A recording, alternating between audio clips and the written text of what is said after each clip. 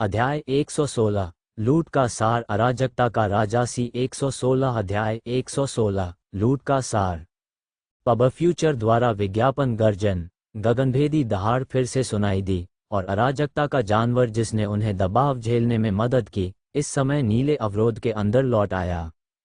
जैसे ही उसने बैरियर में प्रवेश किया वह पहले से ही महीन रक्त मोतियों से ढका हुआ था और उसकी शक्ल बेहद दयनीय थी। ये दृश्य देखकर ये जियाओ को एक बात का एहसास हुआ, स्वर्गीय दानव के हाथों में जीवित रहने के लिए इन सभी शक्तियों ने अस्थायी रूप से सेना में शामिल होने का विकल्प चुना है। अब अराजक जानवर और मनुष्य स्वर्गीय दानव के खिलाफ एक साथ लड़ रहे थे, अन्यथा बहुत संभावना है कि उनमें से कोई भी जीवित नहीं बचेगा। और वर्तमान कैओस जानवर जिसने डार्क एम्परर और अन्य को बचाया था वह पहले से ही डार्क एम्परर की तरह ही एक प्रमुख संत क्षेत्र का जानवर था, लेकिन लाखों साल बाद भी इसकी ताकत वैसी ही थी। यह एक महान संत क्षेत्र का जानवर नहीं बन सका। ये जियो इस मामले को लेकर हैरान था, लेकिन उसने ज्यादा नहीं सोचा और हर चीज को ध्यान से देखने पर ध्यान केंद्रित किया। आप प्रत्येक गठन में एक नोड चुनते हैं और बाधा का समर्थन करने के लिए अपनी ऊर्जा का उत्पादन करते हैं। इस समय एक और अराजक जानवर जो घावों से ढका हुआ था डार्क एम्परर और अन्य लोगों को चिल्लाया।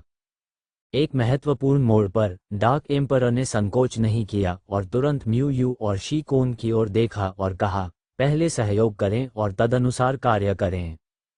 बोलते समय वह फॉर्मेशन में निलंबित एक नोड के सामने खड़ा हो गया और फॉर्मेशन को सामान्य रूप से चालू रखने के लिए अपनी कैओस एनर्जी को फॉर्मेशन में डालने से पहले उस पर अपना हाथ चिपकाना सीखा। और एक चमत्कार की तरह ये जियो अब वास्तव में वह सब कुछ महसूस कर सकता था जो डार्क एम्परर और वह कैओस बीस्ट दोनों महसूस कर रहे थे। ये बहुत अजीब था, लेकिन वह वास्तव में उनके दिल और दिमाग और उनकी भावनाओं को महसूस कर सकता था। वो समझ नहीं पा रहा था कि यह कैसे हुआ, इसलिए उसने हर चीज का श्रेय उस लाल क्रिस्टल को दिया जिसे उसने निगल लिया था।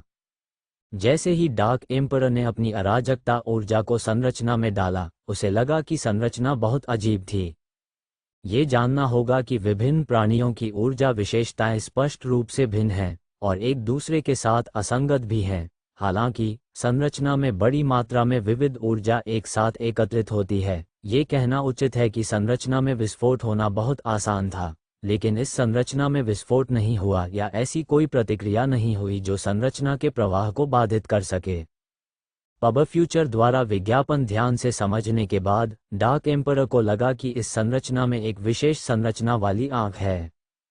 उन्होंने ये भी पाया कि एक बार प्रत्येक प्राणी से अराजकता ऊर्जा गठन की आंख में डाली गई थी और विशेष नीले रंग की ऊर्जा में परिवर्तित हो गई थी जो गठन को दोषरहित रूप से संचालित करती थी।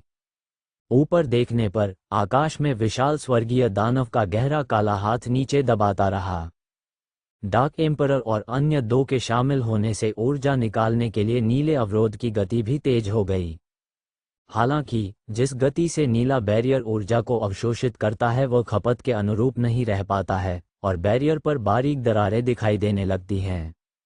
ये दृश्य देखकर उनमें से एक मनुष्य ने एक रूनिक पत्थर निकाला और फिर उसे आकाश में फेंक दिया। इस समय आकाश में अवरोध ने एक अंतर प्रकट किया। रूनिक रत्न बैरियर के अंतराल से होकर गुजरा और संरचना के बाहर मडरा गया। इसके तुरंत बाद बाहरी दुनिया की ऊर्जा किसी प्रकार के बल द्वारा खींची गई और तेजी से रूनिक पत्थर की ओर एकत्रित हो गई। इस समय रूनिक मणि जिसने बहुत सारी अराजकता ऊर्जा खींची थी उसे संरचना में अंतर्निहित किया गया था और संरचना के साथ मिश्रित किया गया था। यह एक उपकरण स्थापित करने जैसा है जो स्वचालित रूप से संरचना में अराजकता ऊर्जा को अवशोषित करता है और रूनिक स्टोन संरचना के संचालन को बनाए रखने के लिए लगातार बाहरी अराजकता ऊर्जा को निकालता है। लेकिन स्वर्गीय दानव का गहरा काला विशाल हाथ अभी भी नीचे दबा रहा था। जब विशाल हाथ उनसे 100 मीटर से भी कम दूरी पर था तो नीला अवरोध फिर से ढह गया। तैयार हो जाओ, गठन टूटने वाला है। उपयोग करने के लिए कौन से साधन हैं उन सभी का उपयोग करें, अन्यथा हम सभी मर जाएंगे। संरचना को नियंत्रित करने वाले मनुष्यों में से एक ने इस समय गंभीरता से चिल्लाया। ये सुनकर सभी ने अपने हाथ पीछे खींच लिए। म्यू यू और शी कोंग भी इस समय उनके पक्ष में आए। पब फ्यूचर द्वारा विज्ञापन बूम। विशाल स्वर्गीय दानव के दबाव में नीला अवरोध जल्द ही ढह गया और आकाश में नीली रोशनी बरसने लगी। सभी प्रकार की दहाड़ें और चीखें सुनाई दीं और डोमेन के अंदर की सभी ताकतों ने स्वर्गीय दानव के काले काले हाथ पर हमला कर दिया जो आकाश से नीचे दबा रहा था। जुल्म का भयावह एहसास भी फिर से सताने लगा। डार्क एम्परर का शरीर तनावग्रस्त था और उसे ऐसा महसूस हो रहा था जैसे कोई पहाड़ उसके सिर के ऊपर दब रहा हो, जिससे वो हिलने डुलने में असमर्थ हो रहा हो। भले ही दबाव साझा करने के लिए बहुत से लोग और अराजक जानवर थे, फिर भी दबाव भयावह था। जैसे जैसे विशाल हाथ नीचे दबाता रहा, उत्पीड़न की भावना और भी मजबूत होती गई।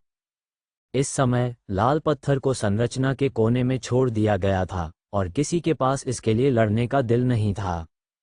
अब जब इस दुनिया को एक डोमेन बनाकर काले अवरोध ने अवरुद्ध कर दिया है, जब तक कि उनके सामने संकट हल नहीं हो जाता, लाल पत्थर को बाहर निकालना असंभव है, भले ही वह किसी के द्वारा प्राप्त किया गया हो।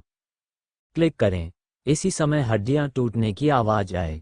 ये जियो ने तुरंत अपना सिर घुमाया और तुरंत पाया कि एक अराजक जानवर दबाव से अभिभूत था और जमीन पर गिर गया था। इसका शरीर नग्न आंखों को दिखाई देने वाली गति से धीरे धीरे कुचला गया था। ये स्पष्ट रूप से हर किसी के सिर के ऊपर से आने वाले दबाव को झेलने में असमर्थता के कारण हुआ। जो लोग अब यहाँ खड़े हो सकते हैं वे सभी शक्तिशाली लोग थे, उनमें से कोई भी कमजोर नहीं था। लेकिन इससे कोई फर्क नहीं पड़ता कि वे कितने मजबूत थे, जब तक उनका शरीर कमजोर है। स्वर्गीय दानव के हाथ से आने वाले उत्पीड़न का विरोध करना असंभव है। पब फ्यूचर द्वारा विज्ञापन अराजक जानवरों में से एक के मरने के बाद डार्क सम्राट ने चुपचाप अपना हाथ लहराया और मृत अराजक जानवर की ओर बढ़ने से पहले अंधेरे ऊर्जा की एक धारा बह निकली। ये जियो, जो सब कुछ देख रहा था, ने देखा कि कैसे अंधेरे ऊर्जा फिर से बाहर आने और अंधेरे सम्राट के पास लौटने से पहले कैओस जानवर के शरीर में प्रवेश कर गई। उसी समय उन्होंने महसूस किया कि डार्क सम्राट की आभा थोड़ी मजबूत हो गई है। जब ये जियाओ ने मृत कैओस बीस्ट को फिर से देखा तो वह एक सूखी हुई लाश को देखकर चौंक गया। ऐसा लग रहा था जैसे लाश का बचा हुआ सार किसी चीज ने लूट लिया हो। लेकिन ये अंत नहीं था। पिछली लड़ाई के कारण जमीन पर पहले से ही कई लाशें पड़ी हुई थीं। डार्क सम्राट ने मृत अराजक जानवरों को देखने के लिए अपना सिर घुमाया। इसके तुरंत बाद उसने अपनी काली शक्ति का उपयोग करके सभी मृत प्राणियों के बचे हुए सार और रक्त को लूट लिया और उन्हें अवशोषित कर लिया। इस दृश्य को देखकर ये जियाओ अपने दिल में आहें भरने के अलावा कुछ नहीं कर सका। डार्क एम्परर की यह क्षमता लगभग उसकी भक्षण क्षमता के समान थी। लेकिन फिर भी ये जियाओ का मानना था कि उसकी निगलने की क्षमता बहुत मजबूत है। ऐसा इसलिए है क्योंकि उसकी भक्षण करने की क्षमता किसी भी चीज और हर चीज को निगल सकती है, जिसमें ऊर्जा, सार, रक्तरेखा, विशेष शरीर, जीवनकाल, नियम, दुनिया और बहुत कुछ शामिल है। लेकिन यह इन्हीं तक सीमित नहीं है।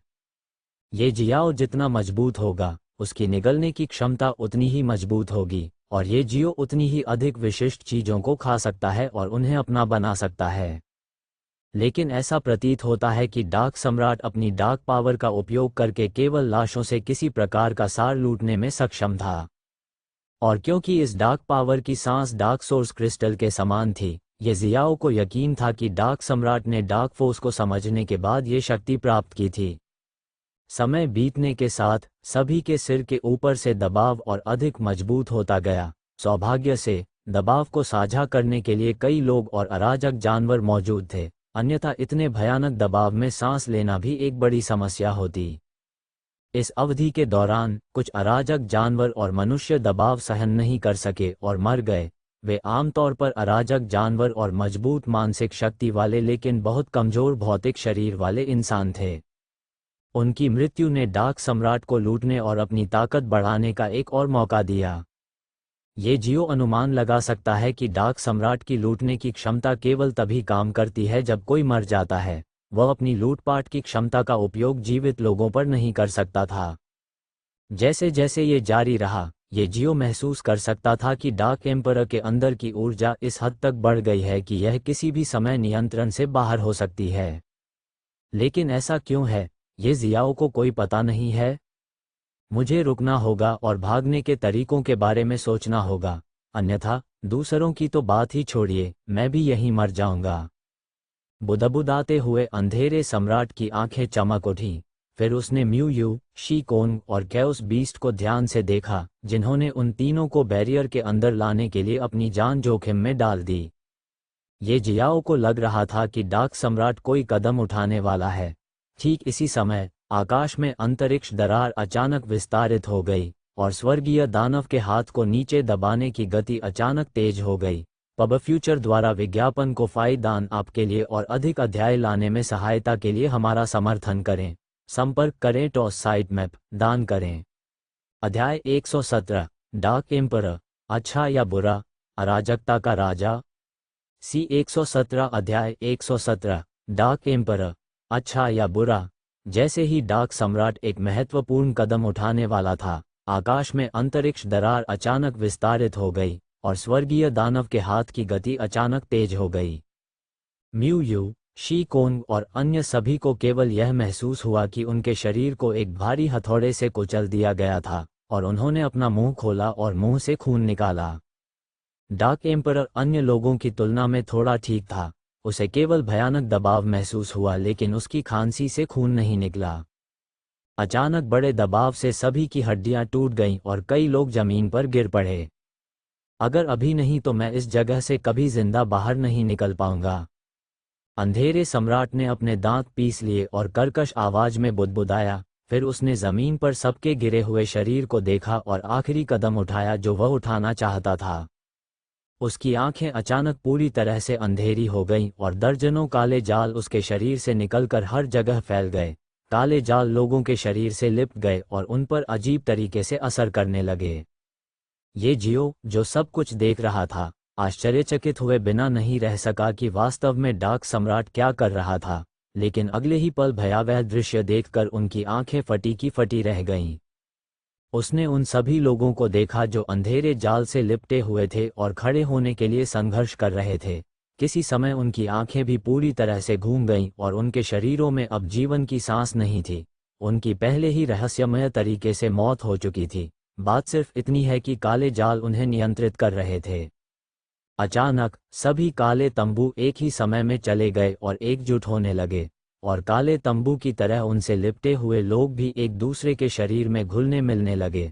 उनके शरीर उभरने और सूजने लगे। वे बड़े ही अजीब और डरावने ढंग से एक दूसरे से चिपकने लगे। बहुत जल्द दर्जनों निकायों के सम्मिलन से एक विशालकाय का निर्माण हुआ, लेकिन ये अंत नहीं था। पब फ्यूचर द्वारा विज्ञापन डार्क सम्राट ने इस विशालकाय को नियंत्रित किया और इसे स्वर्गीय दानव के विशाल हाथ का सामना करने के लिए भेजा। साथ ही उसने अपना हाथ अपने हाथ पर रख लिया और देखते ही देखते उसके शरीर पर रोशनी के काले टुकड़े इकट्ठा होने लगे। बहुत जल्द प्रकाश के काले टुकड़े मिलकर एक क्रिस्टल में बदल गए। ये जियाओ इस क्रिस्टल से बहुत परिचित थे। ये डार्क सोर्स क्रिस्टल था। जब म्यू यू और शी कोंग समेत घटनास्थल पर मौजूद सभी लोगों ने ये देखा तो हैरान रह गए। वे अपने हृदयों में एक घातक पूर्वाभास महसूस कर सकते थे। ये पूर्वाभास था। ये स्वर्गीय दानव का सामना करने से कहीं अधिक भयानक एहसास था। यह ऐसा था मानो भले ही वे स्वर्गीय दानव से बच सकें, लेकिन वे इस डार्क क्रिस्टल की शक्ति से कभी नहीं बच सकते। ये डरावना था। यह क्या है? म्यू मदद नहीं कर सका लेकिन पूछा। डार्क एम्परर ने अपने चेहरे पर बेहद भयानक मुस्कान दिखाई। फिर उन्होंने समझाया, इसका नाम डार्क सोर्स क्रिस्टल है। यह एक खजाना है जो मुझे संयोगवश कहीं से प्राप्त हुआ। वैसे भी यह महत्वपूर्ण नहीं है। आप दोनों मेरे दोस्त हैं और मुझे लगता है कि आप मेरी मदद करने में संकोच नहीं करेंगे, भले ही इसके लिए आपको अपना बलिदान देना पड़े। रहता है, ठीक है? डार्क एम्परर की आवाज में द्वेष सुनकर म्यू यू और शी कोंग एक और कदम पीछे हटने से खुद को नहीं रोक सके। वे अपने भाई जैसे दोस्त को इस तरह से हरकत करते देख हैरान रह गए। बस क्या हुआ? डार्क एम्परर के अचानक बदलने का क्या कारण है? इनमें से कोई भी नहीं समझ सका। डार्क एम्परर बुरी तरह हंसा और भयावह आवाज में बोला, दरअसल मैं लंबे समय से इसकी योजना बना रहा था, लेकिन मुझे इतनी जल्दी इस कदम का इस्तेमाल करने की उम्मीद नहीं थी। बोलते समय उन्होंने डार्क सोर्स क्रिस्टल की ओर इशारा किया और कहा, इस डार्क सोर्स क्रिस्टल ने मुझे डार्क फोर्स को समझने और वह बनने में मदद की जो मैं अब हूँ। डार्क फोर्स को समझने के बाद मैं अंततः इस क्रिस्टल को छूने में सक्षम हुआ। मैं विस्तार में नहीं जाऊंगा, बस इतना जान लीजिए कि इस क्रिस्टल ने मुझे वह सब कुछ दिया जो अब मेरे पास है। जो क्षमता मैंने पहले इस्तेमाल की थी वह भी इस क्रिस्टल के आशीर्वाद के तहत समझी गई थी। क्रिस्टल को छूने में सक्षम होने के बाद मैंने अचानक एक योजना बनाई। मैंने अपनी आत्मा का एक छोटा सा हिस्सा अलग किया, इसे डार्क फोर्स के साथ लपेटा और इसे डार्क सोर्स क्रिस्टल के अंदर छिपा दिया। मेरी चेतना के छोटे से हिस्से के चारों ओर लिपटी डार्क फोर्स के कारण यह डार्क सोर्स क्रिस्टल से प्रभावित नहीं होगा और अनंत काल तक सुरक्षित रहेगा। मैंने ये कदम उठाने की योजना बनाई क्योंकि मैं अनंत काल तक जीना चाहता हूँ। भले ही मैं किसी दिन मर जाऊं, मैं किसी और के शरीर पर कब्जा करके पुनर्जन्म ले सकूंगा। मैं तुम्हें ये सब क्यों बता रहा हूं क्योंकि तुम सब यहीं मरने वाले हो। मैं अभी अपने इस शरीर का त्याग नहीं करना चाहता, लेकिन मैं अपनी ताकत से तुम सबको मारने में भी सक्षम नहीं हूं। आखिरकार यहाँ उपस्थित हर कोई कम से कम एक छोटा सा संत है। तो मैं आप सभी को मारने के लिए डार्क सोर्स क्रिस्टल का उपयोग करूंगा। जैसे ही वह बोला, उसके अंदर का डार्क सोर्स क्रिस्टल चमकने लगा और दुनिया में अचानक अत्यधिक अंधेरा छा गया। इस अंधेरे में कुछ भी नजर नहीं आ रहा था, यहाँ तक कि ये जियाओ भी कुछ नहीं देख पा रहा था।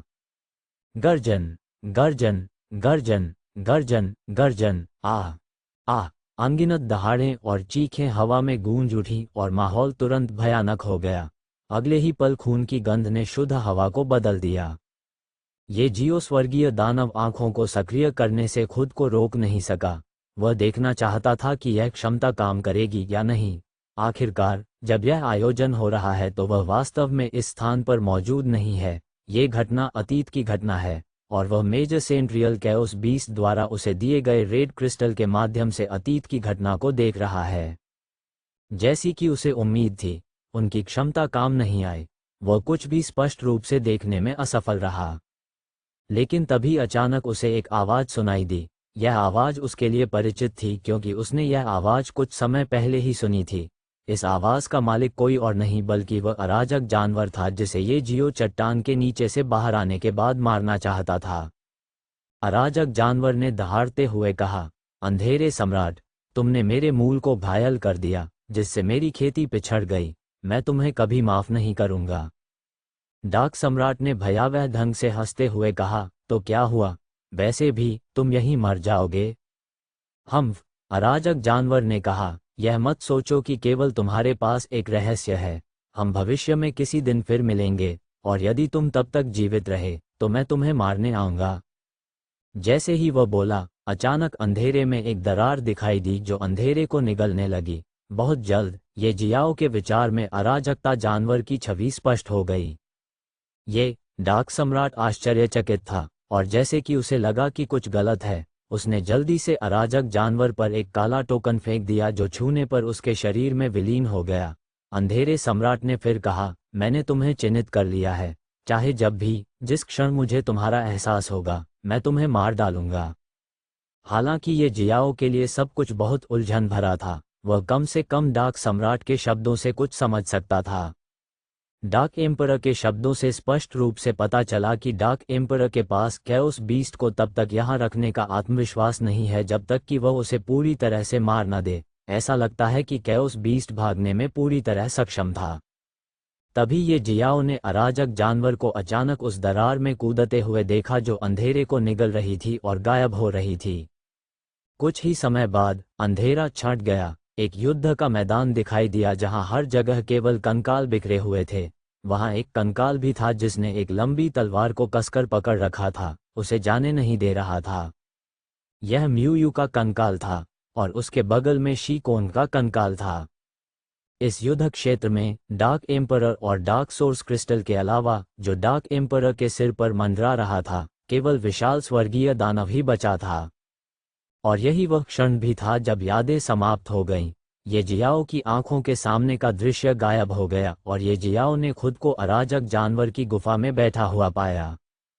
इस घटना से ये जियो ने स्पष्ट रूप से कुछ बिंदुओं को समझा। एक, ये घटना संभवतः उस समय की है जब स्वर्गीय राक्षसों ने सुबह के सितारों की भूमि पर आक्रमण किया था। युद्ध की समाप्ति के बाद भले ही डार्क सम्राट बहुत मजबूत था, फिर भी वह अपने डार्क पैलेस में लौटने के कुछ समय बाद ही मर गया। दो डार्क एम्परर की आत्मा अभी भी डार्क सोर्स क्रिस्टल के अंदर सुरक्षित थी और भविष्य में डार्क एम्परर उसकी आत्मा को नष्ट करके उससे उसके शरीर का नियंत्रण छीनना चाहता है। 3 यह अराजक जानवर शायद गुप्त रूप से रेड स्टार गुप्त क्षेत्र में प्रवेश कर गया होगा जब उसे पता चला कि डार्क पैलेस को सम्राट स्टार फॉरेस्ट द्वारा इस गुप्त क्षेत्र में ले जाया गया था। वह डार्क पैलेस में प्रवेश करना चाहता था लेकिन डार्क सोर्स क्रिस्टल की आभा से डरता था, इसलिए उसने चट्टान के नीचे जाने और डार्क सम्राट की तलाश करने की कभी हिम्मत नहीं की। पब फ्यूचर द्वारा विज्ञापन को फायदान आपके लिए और अधिक अध्याय लाने में सहायता के लिए हमारा समर्थन करें। संपर्क करें टॉस साइट मैप दान करें। अध्याय 118 खजाना अराजकता का राजा सी 118 अध्याय 118 खजाना। कारण जो भी हो, इस घटना को देखकर ये जियाओ को कम से कम ये समझ में आ गया कि डार्क सोर्स क्रिस्टल में डार्क सम्राट की आत्मा का एक छोटा सा हिस्सा छिपा हुआ है और वह भविष्य में उसके शरीर पर कब्जा करना चाहता है। कब तक के लिए? ये जियो ने अनुमान लगाया कि ऐसा तब हुआ होगा जब वह डार्क सोर्स क्रिस्टल से डार्क फोर्स को समझेगा। एक योद्धा कैओस स्पिरिट संत क्षेत्र में कदम रखने और एक मामूली संत बनने के बाद ही किसी बल को समझ सकता है, और ये जियाओ को 5 साल के भीतर -8 बनना होगा, अन्यथा वह मर जाएगा। डार्क सोर्स क्रिस्टल पहले से ही उसके कैओस डिवाइनसी को प्रभावित कर रहा था। जब तक उसका कैओस दिव्य सागर पूरी तरह से अंधेरा हो जाता है और वह अभी भी कैओस स्पिरिट संत नहीं बन पाया है, उसकी आत्मा डार्क सोर्स क्रिस्टल के अंधेरे से क्षत विक्षत हो जाएगी और वह मर जाएगा। हालांकि यदि वह 5 साल के भीतर कैओस स्पिरिट संत बन जाता है और डार्क फोर्स को समझना शुरू कर देता है, तो उसके शरीर पर डार्क सम्राट द्वारा हमला किया जाएगा जो उसके शरीर को जब्त करने का इरादा रखता है। चाहे कुछ भी हो जाए, हर सड़क मौत की ओर जाती है, लेकिन ये जियाओ चिंतित नहीं था। सबसे पहले उसकी आत्मा साधारण नहीं थी, यह उस समय से कई बार विकास के दौर से गुजर चुकी है जब ये जियाओ स्वर्ग कहे जाने वाले स्रोत ब्रह्मांड में था और उसके पुनर्जन्म के समय तक। दूसरा, उसकी आत्मा को कैओस के कमल द्वारा कैओस उत्पत्ति का उपयोग करके संयमित किया गया था जब कैओस के लोट्स ने उसके पुनर्जन्म के लिए उसकी आत्मा के टुकड़े एकत्र किए थे। एक प्रकार से ये कहा जा सकता है कि उनकी आत्मा पर अराजकता के शासन का स्पर्श पहले से ही था। उसके शरीर पर कब्जा करने के लिए उसकी आत्मा को नष्ट करना इतना आसान नहीं होगा। और तीसरा, जिस क्षण ये जियाओ एक लघु संत बन जाएगा, उसके ब्रह्मांड पर लगी मुहर पूरी तरह से टूट जाएगी। उस समय उसकी ताकत काफी बढ़ जाएगी और उसे विश्वास था कैओस का कमल डार्क क्रिस्टल के अंदर डार्क सम्राट की आत्मा के टुकड़े की देखभाल करेगा। तो ये जियाओ उतना चिंतित नहीं था। पब फ्यूचर द्वारा विज्ञापन। बात सिर्फ इतनी है कि वह अब अचेतन स्थिति में था। वह नहीं जानता कि उसे अत्यधिक अंधकार सम्राट सूत्र की खेती जारी रखनी चाहिए या नहीं। मैं अराजकता आत्मा क्षेत्र के चरम पर अपनी ताकत बढ़ाने के लिए इस तकनीक का विकास करूंगा। उस समय मैं आत्मा सम्लन के 3 चरणों से गुजरने के लिए मिलियन स्टार हॉट फ्रूट को निगलूंगा और एक ही चरण में -8 क्षेत्र योद्धा बन जाऊंगा। उसके बाद मैं अराजकता के कमल को यह निर्णय लेने दूंगा कि मुझे अत्यधिक अंधकार सम्राट सूत्र की खेती जारी रखनी चाहिए या नहीं। अपना सिर हिलाते हुए ये जियाओ ने एक गहरी सांस ली और उस खजाने की तलाश करने के लिए तैयार हो गया जो उसकी व्यापक क्षमता को बढ़ा सकता था। वैसे भी सभी को गुप्त दायरे से बाहर भेजे जाने में केवल 2 दिन बचे थे, और यही वह समय होगा जब रेड स्टार सीक्रेट दायरे के नियम ठीक होने लगेंगे। 2 दिन बाद यह अंतिम दिन था। आज हर किसी को किसी भी समय गुप्त दायरे से बाहर टेलीपोर्ट कर दिया जाएगा, लेकिन अब भी ये जियाओ को वह खजाना नहीं मिला है जिसकी उसे तलाश थी। पिछले 2 दिनों से वह इस द्वीप पर खजाना पाने की आशा में इधर उधर भटक रहा था। हालांकि वह कितना भी इधर उधर भटके, लेकिन अपने लक्ष्य को हासिल करने में असफल रहा। एक पल के लिए ये जियाओ को आश्चर्य भी हुआ कि खजाना असली है या नहीं, लेकिन फिर उसने अपना सिर हिलाया और खुद पर हंसा। ऐसा लगता है कि खजाने को ढूंढने की उनकी मेहनत का कोई फल नहीं निकला, जिसका उन पर थोड़ा असर पड़ा। आज ये जियाओ ने खजाने की तलाश बंद कर दी। चूंकि आज आखिरी दिन था तो उसने कुछ भी न करने और यूं ही बैठ जाने का फैसला किया। हालांकि इससे पहले कि ये जियाओ वास्तव में बैठ पाता, वह एक परिचित आभा से आकर्षित हो गया। यह आभा 2 सिर वाले शेर की आभा थी। ये जानवर एक माइनर सेंट रियल्म जानवर था, और जब ये जियाओ ने इसे पहली बार देखा तो वह इसकी आभा से बहुत प्रभावित हुआ।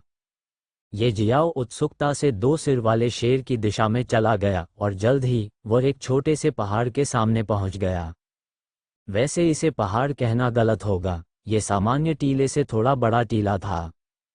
पब फ्यूचर द्वारा विज्ञापन, और इस टीले में एक गुफा थी जो भूमिगत हो गई थी। 2 सिर वाला शेर दूर एक और अराजक जानवर को खा रहा था। जिस चीज ने वास्तव में ये जियाओ का ध्यान आकर्षित किया वह गुफा के मुंह के ठीक सामने एक विशाल संरचना थी। जब ये जियाओ ने इस संरचना की खोज की तो उसे अचानक फू चेंग द्वारा बताई गई बात याद आ गई। फू चेंग ने उसे बताया कि उसने एक गुफा की खोज की है और वह उस गुफा से आने वाले खजाने की आभा को महसूस कर सकता है। हालांकि क्योंकि समय पहले ही खत्म हो चुका था, उसने रेड स्टार सीक्रेट दायरे से बाहर टेलीपोर्ट करने से पहले जल्दबाजी में एक फॉर्मेशन तैयार किया। क्या ऐसा हो सकता है कि खजाना इस गुफा के अंदर हो? ये जियाओ की आंखें तुरंत चमक उठीं, लेकिन 2 सिर वाले शेर को देखकर वह समझ गया कि यह गुफा शेर का घर होगा। यदि वह गुफा में प्रवेश करना चाहता है तो उसे बेहद सावधान रहना होगा ताकि 2 सिर वाले शेर द्वारा उसे खोजा न जा सके। कोई फर्क नहीं पड़ता कि वह कितना शक्तिशाली है, कैओस स्पिरिट दायरे और माइनर सेंट दायरे के बीच का अंतर वास्तव में बहुत बड़ा है। वह निश्चित रूप से 2 सिर वाले शेर का मुकाबला नहीं कर सकता। पराजित होने से पहले वह अधिक से अधिक कुछ राउंड लड़ सकता था। मेजर सेंट रियल कैओस जानवर के खिलाफ उसकी लड़ाई का परिणाम भी यही होता। हालांकि इससे पहले कि ये जियो वास्तव में एक बड़ी लड़ाई लड़ पाता, डार्क सोर्स क्रिस्टल ने डार्क सम्राट की इच्छा के तहत कार्रवाई की और उस जानवर को मार डाला। मुझे बेहद सावधान रहना होगा, ये जियाओ बुदबुदाया और खामोश कदमों से आगे बढ़ गया। उसने कोई शोर नहीं किया और आसानी से गुफा में प्रवेश कर गया। गुफा के मुहाने पर निर्माण के कारण खजाने से निकलने वाली ऊर्जा हर जगह फैल रही थी और पूरे समुद्र को कवर कर रही थी, लेकिन वह पहले से ही लोगों को पागल करने के लिए काफी था। लेकिन अब जब ये जियाओ ने संरचना को पार करते हुए गुफा में प्रवेश किया तो वह बेहद चौंक गया। ऐसा इसलिए है क्योंकि जैसे ही उसने गुफा में प्रवेश किया वह लगभग तुरंत ही समझ की स्थिति में आ गया। ये डरावना था। कोई कल्पना कर सकता है कि इस गुफा में समझने की ऊर्जा कितनी चौंकाने वाली होगी। ये जियाओ को खुद को समझ की स्थिति में आने से रोकने के लिए काफी प्रयास करना पड़ा। वह कैसा खजाना होगा? ये जियाओ ने अपने चेहरे पर स्तब्ध भाव दिखाया और बुदबुदाया। उसका समझ की स्थिति में आने का कोई इरादा नहीं था, लेकिन अगर उसने थोड़ा सा भी सावधानी बरती तो वह जानता था कि वह तुरंत व्यापक स्थिति में प्रवेश कर जाएगा। जागते रहने और अपना ध्यान न खोने के लिए ये जियाओ को बहुत अधिक इच्छा शक्ति की आवश्यकता थी। गुफा सीधे भूमिगत की ओर जाती है। ये जियाओ आगे बढ़ा और चलता रहा। हालांकि जितना अधिक वह नीचे चला उसे आगे बढ़ने के लिए उतनी ही अधिक इच्छाशक्ति की आवश्यकता पड़ी। प्रत्येक कदम के साथ उसे अगला कदम उठाने की तैयारी करने से पहले रुकने और अपनी सांस को शांत करने की आवश्यकता होती है। ठीक उसी तरह वास्तव में उसे एक खुली जगह के अंदर कदम रखने में 30 मिनट से अधिक का समय लगा। ये स्थान केवल 3 पत्तों वाली एक विचित्र जड़ी बूटी से भरा हुआ था।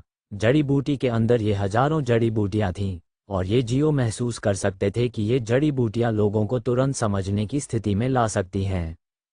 ये बस एक खजाना है, ये जियाओ ने बुदबुदाया और अपनी स्थानिक अंगूठी के अंदर जितनी संभव हो उतनी जड़ी बूटियों को संग्रहित किया और आगे बढ़ना जारी रखा। इन जड़ी बूटियों के अलावा ये खुला स्थान बैंगनी रंग के क्रिस्टलों से भी भरा हुआ था।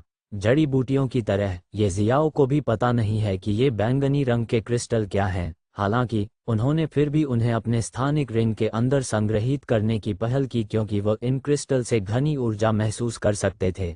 इन क्रिस्टलों के अंदर की ऊर्जा जड़ी बूटियों के समान थी, फिर भी अधिक संघनित थी। संक्षेप में ये बैंगनी क्रिस्टल उसे मिली जड़ी बूटियों से अधिक मूल्यवान थे। कुछ ही दूरी पर एक पत्थर की मूर्ति हवा में तैरती नजर आए। जी हाँ, ये पत्थर की मूर्ति बिना किसी सहारे के हवा में तैर रही थी। यह 9 पंखुड़ियों वाले फूल की मूर्ति थी। हर पंखुड़ी पर अलग अलग रून खुदे हुए थे और पत्थर के फूल के ऊपर एक सुनहरा बीज तैरता हुआ दिखाई दे रहा था। ये सुनहरा बीज एक अवरोध से ढका हुआ था जो इसकी रक्षा करता हुआ प्रतीत हो रहा था। ये वह खजाना है जिसकी मुझे तलाश थी। ये जियाओ ने अपनी आंखें चौड़ी की और एक गहरी सांस ली। उसकी आंखें बहुत चमक रही थीं।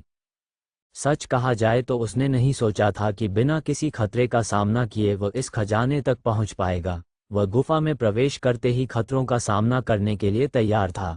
भले ही उसे जागते रहने के लिए काफ़ी इच्छाशक्ति की आवश्यकता पड़ रही थी, फिर भी उसने अपनी सतर्कता में कोई कमी नहीं आने दी।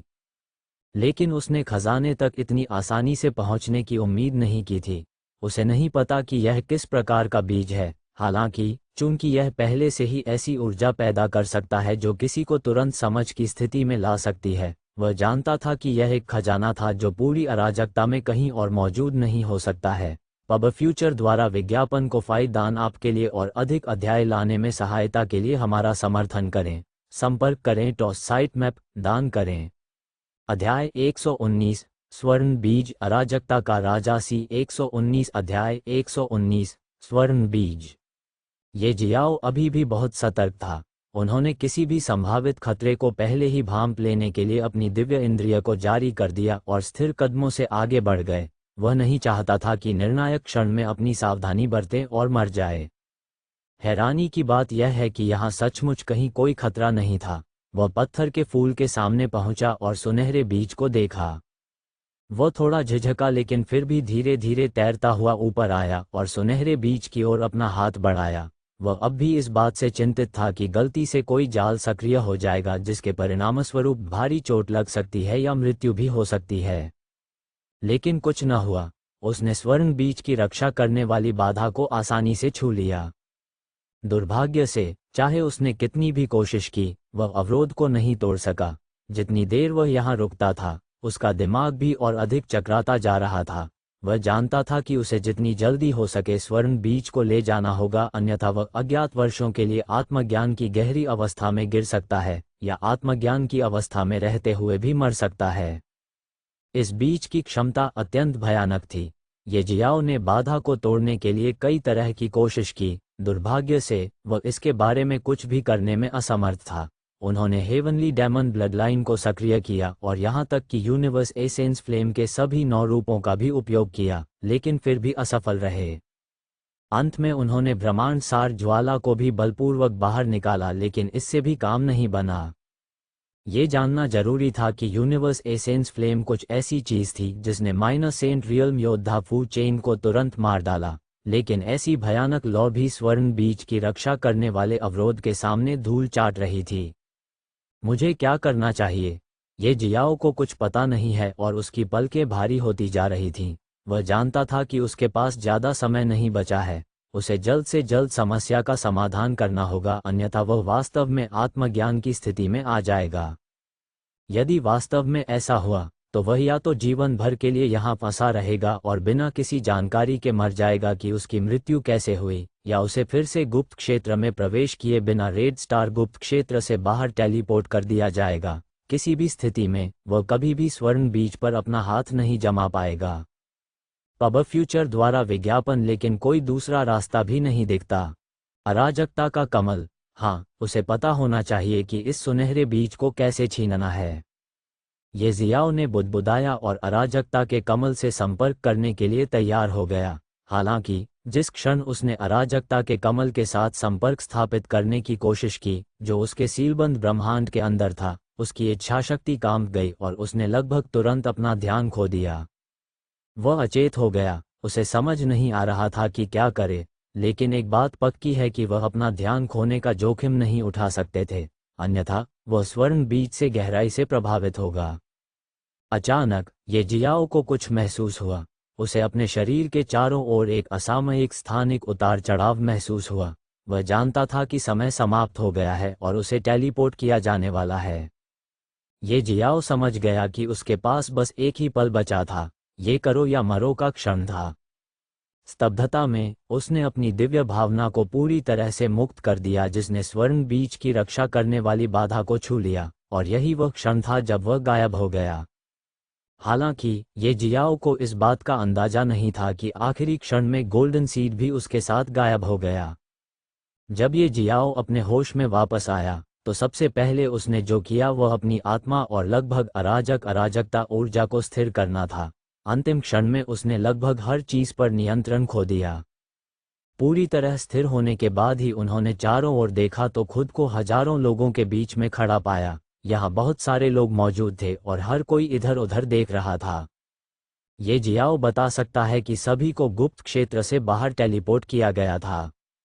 पब फ्यूचर द्वारा विज्ञापन। उसने पहले तो गहरी सांस ली और अफसोस की सांस ली। अंत में मैं उस स्वर्ण बीज को प्राप्त करने में असमर्थ रहा। ये जियाओ को वास्तव में बीज प्राप्त न कर पाने का अफसोस है। यदि वह इसे प्राप्त कर पाता तो उसकी व्यापक योग्यता आसमान छू लेती, साथ ही वह अपनी ताकत को बेहद तेज गति से बढ़ा सकता था। वह स्वर्ण बीज एक खजाना था, एक स्वर्ग विरोधी खजाना। बात सिर्फ इतनी है कि ये जियाओ को इस बात का कोई अंदाजा नहीं है कि इतना खजाना रेड स्टार सीक्रेट दायरे के अंदर क्यों रखा गया था।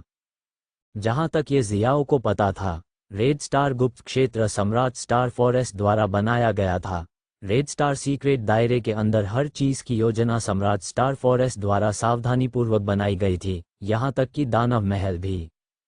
यदि ऐसा है तो यह अत्यधिक संभव है कि उस सुनहरे बीज को सम्राट स्टार फॉरेस्ट द्वारा भी वहां रखा जाए।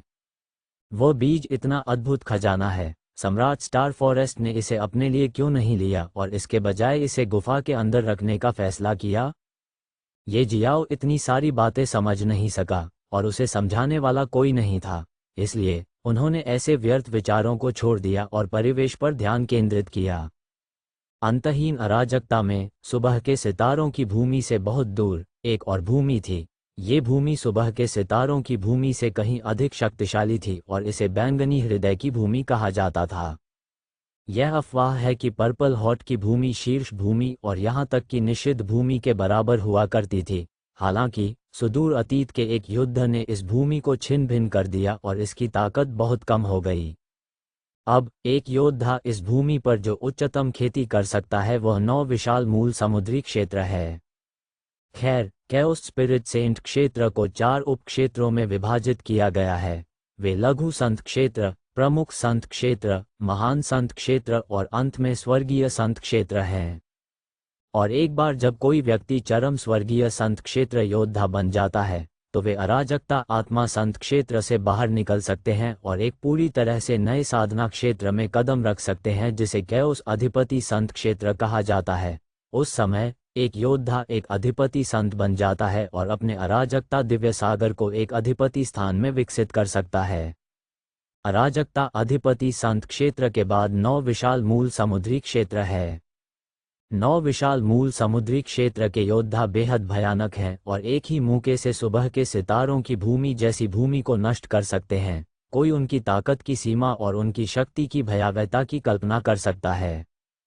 और पर्पल हॉट की भूमि एक ऐसी जगह है जहां कई 9 विशाल मूल समुद्री क्षेत्र के योद्धा पाए जा सकते हैं। निस्संदेह उनमें से प्रत्येक एक विशेष क्षेत्र और क्षेत्र के अधिपति बल से संबंधित था, ठीक इल्यूशनरी स्पिरिट गेट की तरह। पर्पल हॉट की भूमि में कहीं एक सुंदर बगीचा था और बगीचे के बीच में शुद्ध पानी से भरी एक झील थी। ऐसी अफवाह है कि जब भी पूर्णिमा का चंद्रमा आकाश में खिलता है तो झील का पानी पूरी तरह से सफेद हो जाता है। शायद यही कारण भी है कि इस झील को व्हाइट मून लेक कहा जाता है। फिलहाल इस झील के नज़ारे का आनंद ले रहे एक बूढ़े व्यक्ति को अचानक कुछ महसूस हुआ और उसने आसमान की ओर देखा। उसकी आंखें चमक रही थीं, साथ ही वह कुछ हिसाब लगाने की कोशिश कर रहा था। कुछ क्षण बाद उसके चेहरे पर सवालों से भरी एक उलझन भरी अभिव्यक्ति प्रकट हुई। वह जो भी हिसाब लगाने की कोशिश कर रहा था उसे समझ नहीं आ रहा था। बूढ़ा आदमी बुदबुदाए बिना नहीं रह सका। ये फिर से हुआ, यह उस समय की तरह ही है। जैसे ही बूढ़ा बुदबुदाया, उसे ऐसा लग रहा था जैसे वह न जाने कितने साल पहले घटी किसी घटना को याद कर रहा हो। बूढ़े व्यक्ति को स्पष्ट रूप से याद है कि जब उसने रेड स्टार सीक्रेट दायरे का निर्माण पूरा किया और मॉर्निंग स्टॉर्स की भूमि के बाहर उद्यम करने की तैयारी की, तो उसे अचानक ऐसा महसूस हुआ जैसे रेड स्टार सीक्रेट दायरे से कुछ टकरा गया हो और इस गुप्त क्षेत्र के अंदर एक अतिरिक्त स्थान मौजूद है जिसे उसने न तो बनाया और न ही इसमें शामिल करने की अनुमति दी। वह बहुत हैरान हुआ और उसने जांच करने की कोशिश की। हालांकि 10 से अधिक बार अपने गुप्त क्षेत्र के अंदर हर जगह की पूरी तरह से जांच करने के बाद भी वह ये पता लगाने में असमर्थ रहा कि कौन सी अतिरिक्त जगह दिखाई दी थी। वह सम्राट स्टार 1 और रेड स्टार गुप्त क्षेत्र का स्वामी है। केवल एक विचार से वह इस गुप्त क्षेत्र के अंदर हर जगह का निरीक्षण कर सकता था, चाहे कितनी भी दूरी क्यों ना हो।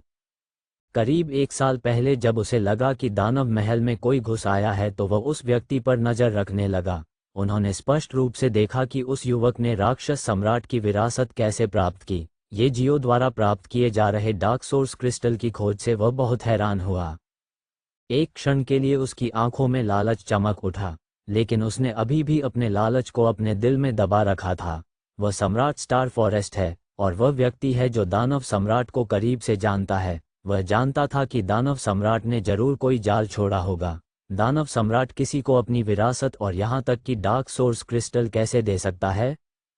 जैसा कि अपेक्षित था, उसे जल्द ही अपना उत्तर मिल गया जब उसने देखा कि कैसे ये जियो द्वारा डार्क सम्राट की विरासत प्राप्त करने के 1 साल बाद डार्क सोर्स क्रिस्टल ने एक मेजर कैओस दायरे के जानवर को मार डाला। पब फ्यूचर द्वारा विज्ञापन को फायदान आपके लिए और अधिक अध्याय लाने में सहायता के लिए हमारा समर्थन करें।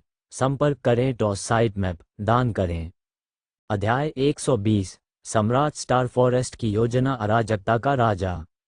सी 120 अध्याय 120 सम्राट स्टार 1 की योजना। जैसा कि एम्परर स्टार फॉरेस्ट ने उम्मीद की थी, डार्क सोर्स क्रिस्टल उतना सरल नहीं था जितना लगता है। अंधेरे सम्राट ने सचमुच एक चाल छोड़ दी थी। यही वह क्षण था जब सम्राट स्टार फॉरेस्ट को यकीन हो गया कि ये जियाओ का भाग्य तय हो गया है। वह निश्चित रूप से मर जाएगा और उसके शरीर को डार्क सम्राट द्वारा जब्त कर लिया जाएगा। उसने आह भरी और फिर अपना ध्यान जू यू और यान मोलिंग पर केंद्रित किया। ये 2 लड़कियां थीं जिन्होंने उसकी विरासत को पूरी तरह से आत्मसात करने के लिए पूरा 1 साल बिताया। यह विरासत सम्राट स्टार फॉरेस्ट द्वारा पीछे छोड़ दी गई थी जब वह मॉर्निंग स्टॉर्स की भूमि छोड़ने वाले थे। उस समय वह पहले से ही एक महान संत क्षेत्र योद्धा था, और 10 लाख से अधिक वर्षों के बाद वह पहले ही कैओस ओवरलॉर्ड सेंट दायरे को पार कर चुका है और 9 विशाल उत्पत्ति समुद्री क्षेत्र का योद्धा बन गया है। वह अपने 2 उत्तराधिकारियों को देखकर मुस्कुराया और फिर अन्य लोगों को रेड स्टार गुप्त क्षेत्र की खोज करते हुए देखा, और उसी क्षण उसे कुछ अजीब सा घटित होने का एहसास हुआ। उसे ऐसा लगा जैसे रेड स्टार सीक्रेट दायरे से किसी की सांसें अचानक गायब हो गई हों। ये जानना होगा कि अगर कोई मर भी जाए तो उसकी सांसें और आभा खत्म होने में महीनों, सालों, दशकों और यहाँ तक कि सदियां भी लग जाती हैं। हालांकि 1 सेकंड से भी कम समय में किसी की आभा अचानक गायब हो गई, ऐसा कुछ पहले कभी नहीं हुआ था। अगर कहें तो कहेंगे कि वह शख्स कोई भी हो, उसका पूरा अस्तित्व एक पल में मिट गया। लेकिन वह जानता था कि ऐसा नहीं है। ये सिर्फ इतना है कि उसके द्वारा बनाए गए गुप्त क्षेत्र में कुछ रहस्यमय घटित हो रहा था। उन्होंने तुरंत रेड स्टार गुप्त क्षेत्र के स्वामी के रूप में अपने अधिकार का उपयोग उस आभा का पता लगाने के लिए किया जो गायब हो गई थी, और ये जियाओ को पाया, वह व्यक्ति जिसने डार्क सम्राट की विरासत प्राप्त की और यहाँ तक कि डार्क सोर्स क्रिस्टल जैसे परम खजाने पर भी अपना हाथ जमा लिया। वह वही था जो अचानक गायब हो गया। इससे कोई फर्क नहीं पड़ता कि सम्राट स्टार फॉरेस्ट ने कितनी कोशिश की, वह ये पता लगाने में असमर्थ था कि ये जियो कहाँ गया है और वह वास्तव में कैसे गायब हो गया है। घंटों बाद उसे अचानक एक विदेशी वस्तु का आभास हुआ, जिसका वह बिल्कुल भी पता नहीं लगा सका कि वह गुप्त क्षेत्र से ठीक उसी तरह गायब हो रही है जिस तरह वह दिखाई दी थी। पब फ्यूचर द्वारा विज्ञापन उसे पता नहीं है कि वह विदेशी वस्तु क्या थी, लेकिन एक बात निश्चित है, यह एक महान खजाना होना चाहिए क्योंकि वह एक 9 विशाल मूल समुद्री क्षेत्र योद्धा चाहे कितनी भी कोशिश कर ले, उसे ढूंढने में असमर्थ था। यह ऐसा था जैसे कि केवल किस्मत वाले ही उस खजाने को पा सकते हैं, और केवल वही व्यक्ति जिसे खजाने से मंजूरी मिली हो वही उसे ले जा सकेगा। यह अवास्तविक लगता है। आखिर कोई खजाना अपने मालिक को कैसे चुन सकता है, लेकिन यह वास्तविक था। इसका एक उदाहरण स्वयं ये जियो था। आखिरकार यह वह नहीं था जिसने इन्फिनिटी एज ब्लेड को चुना था, यह इन्फिनिटी एज ब्लेड था जिसने उसे चुना था। सम्राट स्टार फॉरेस्ट ने आह भरी और परेशान महसूस किया। फिर वह कुछ सोच रहा था और बुदबुदाया, लगता है मुझे सुबह के सितारों की भूमि पर वापस यात्रा करनी होगी। बात सिर्फ इतनी है कि मैं अपने उच्च कृषि आधार के कारण उस भूमि में प्रवेश नहीं कर पाऊंगा। मैं मॉर्निंग स्टॉर्स द्वारा तुरंत अस्वीकार कर दिया जाएगा और उस भूमि से बाहर कर दिया जाएगा। हालांकि चूंकि मैं मॉर्निंग स्टॉर्स के आशीर्वाद से पैदा हुआ हूं, मॉर्निंग स्टॉर्स एक अपवाद बना सकते हैं और मुझे प्रवेश करने दे सकते हैं। सम्राट स्टार फॉरेस्ट ने फिर सुबह के सितारों की भूमि पर लौटने की तैयारी शुरू कर दी। एक बात निश्चित है, उनकी वापसी सुबह के सितारों की भूमि पर एक बड़ी लहर लाएगी जो इस भूमि को बहुत प्रभावित कर सकती है। ये जियाओ को जल्द ही फैंग दा मिल गया और वह उसे ओयांग बिंग्यू के साथ देखकर आश्चर्यचकित रह गया। उसे याद आया कि रेड स्टार गुप्त दायरे में प्रवेश करने के कुछ समय बाद ही फैंग दा उससे अलग हो गया था और ओयांग बिंग्यू के पीछे चला गया था। उन्हें उम्मीद ही नहीं थी कि उनका रिश्ता इतना गहरा हो जाएगा कि वे हंसी खुशी बातें कर रहे होंगे। जब ये जियो और फैंग दा की मुलाकात हुई तो फैंग दा ने ओयांग बिंग्यू को अपनी प्रेमिका के रूप में पेश किया। उन्होंने ये जियो से ये भी कहा कि वह रेड स्टार सिटी नहीं छोड़ेंगे, उसने अपने खोए हुए दादा को खोजने। उन्हें यकीन था कि उनके दादा अभी भी सुबह के सितारों की भूमि में कहीं थे और उन्होंने ये भूमि नहीं छोड़ी थी। ये जियाओ ने कुछ नहीं कहा, वह बस फैंग दा से सहमत हुए और उन्होंने क्लाउडी स्टार क्षेत्र में लौटने का भी फैसला किया। उन्हें इल्यूशनरी स्पिरिट गेट छोड़े हुए कई साल हो गए हैं।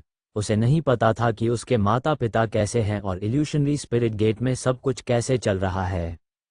वह पहले से ही 13 वर्ष से अधिक का था जब उसके कैओस डिवाइन सी को यू रोंग ने तोड़ दिया था और उसे स्टार वन क्षेत्र में छोड़ दिया गया था। फिर उन्होंने क्यूई परिवार और हाओ परिवार में कई महीने बिताए और रेड स्टार सीक्रेट दायरे में 1 साल से अधिक समय बिताया। वो अब लगभग 15 वर्ष का था।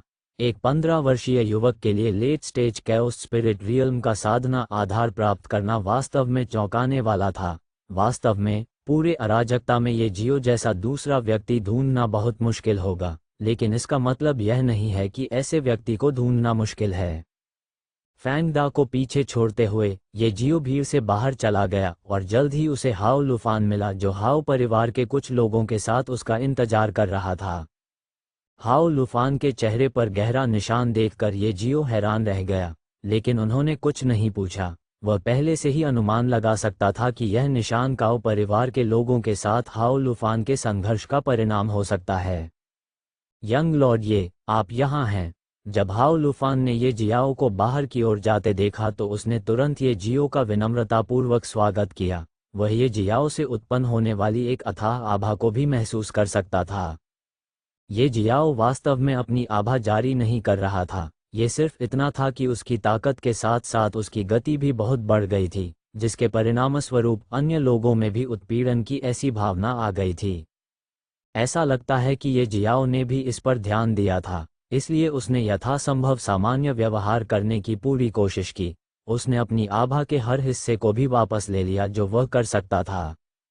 बुजुर्ग हाओ, ऐसा लगता है कि आप यहाँ भी कुछ चीज़ों से गुजरे हैं, ये जियाओ मुस्कुराते हुए बोला। ये बस कुछ छोटी सी परेशानी थी।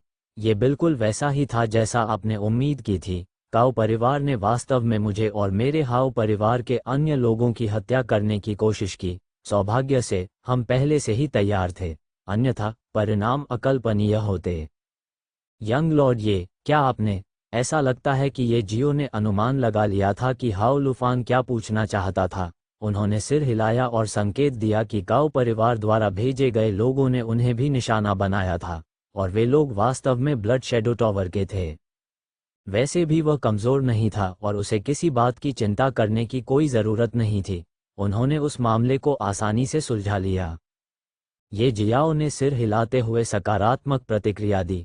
साथ ही उन्होंने पूछा, क्या लॉर्ड चेन ने कुछ नहीं किया?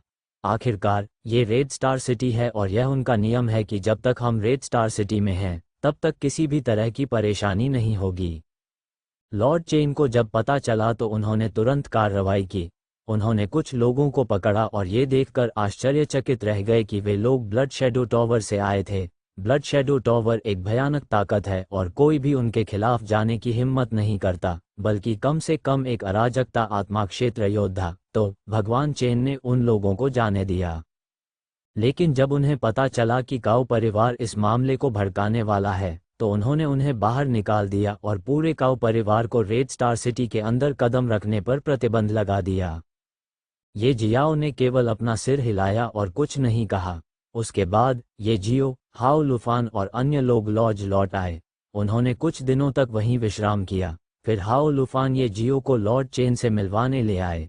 आखिरकार वह रेड स्टार गुप्त दायरे से लौट आया और नियमों के अनुसार भगवान चेन गुप्त क्षेत्र से बाहर आने वाले प्रत्येक व्यक्ति से कुछ खजाना ले लेंगे। पिछले कुछ दिनों में ये जियाओ को ढूंढने कोई नहीं आया, क्योंकि हो सकता है कि लॉर्ड चेन ये जियो को कुछ चेहरा दिखा रहा हो। नहीं, ये सच नहीं था। ये जियो समझ गया कि यह वह नहीं है, बल्कि उसका काल्पनिक रक्षक है जिसे लॉर्ड चेन चेहरा दे रहा था, और उसने कोई खजाना नहीं मांगा था। वैसे भी चूंकि यह एक नियम था और ये जियो को इस गुप्त क्षेत्र से बहुत लाभ हुआ, इससे वास्तव में कोई फर्क नहीं पड़ता कि उसने लॉर्ड चेन को भी कुछ चीजें दीं। ये जियाओ को वास्तव में बहुत सी चीजें नहीं मिली। डार्क सोर्स क्रिस्टल और डार्क सम्राट की विरासत के अलावा ये जियो ने केवल कुछ और चीजें प्राप्त की। उनमें से उन्होंने अपने शरीर को संयमित करने और अपनी हेवनली डेमन ब्लडलाइन विकसित करने के लिए ब्लड एसेंस का उपयोग किया। इसके अलावा उनके पास एक बैंगनी सूर्यफल, हजारों उग्र क्रिस्टल, जड़ी बूटियां थीं जो किसी व्यक्ति की समझने की क्षमता को बढ़ा सकती थीं, और बैंगनी पत्थर भी थे। पब फ्यूचर द्वारा विज्ञापन को फायदान आपके लिए और अधिक अध्याय लाने में सहायता के लिए हमारा समर्थन करें। संपर्क करें टॉस साइट मैप दान करें।